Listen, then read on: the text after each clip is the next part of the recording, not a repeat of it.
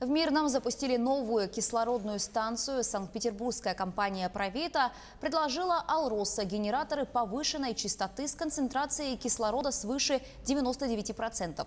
Сегодня он необходим практически всем подразделениям компании. Анна Брянская о преимуществе и себестоимости такой технологии.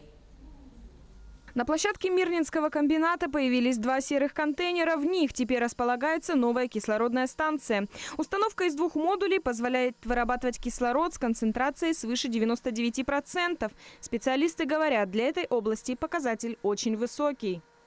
В России и в Европе мы были первыми, кто смогли применить эту технологию и сделать ее пригодной уже для промышленности. Потому что эксперименты велись давно и многими, но дальше лабораторных опытов не получилось. А получить такой газ с такой частотой и такой стоимостью, что будет действительно выгодно использовать, пока что только у нас такая технология есть. Это наша разработка.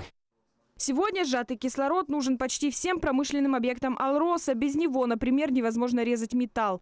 С вводом нового оборудования, по словам ведущего инженера, затраты на производство кислорода можно снизить более чем в 2 раза.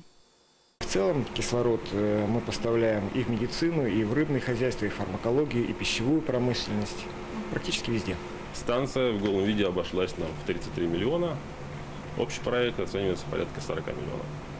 Новая станция, в отличие от старой, не требует водоснабжения и центрального отопления, меньше расходуется электроэнергии. Процесс выхода оборудования на рабочий режим стал быстрее.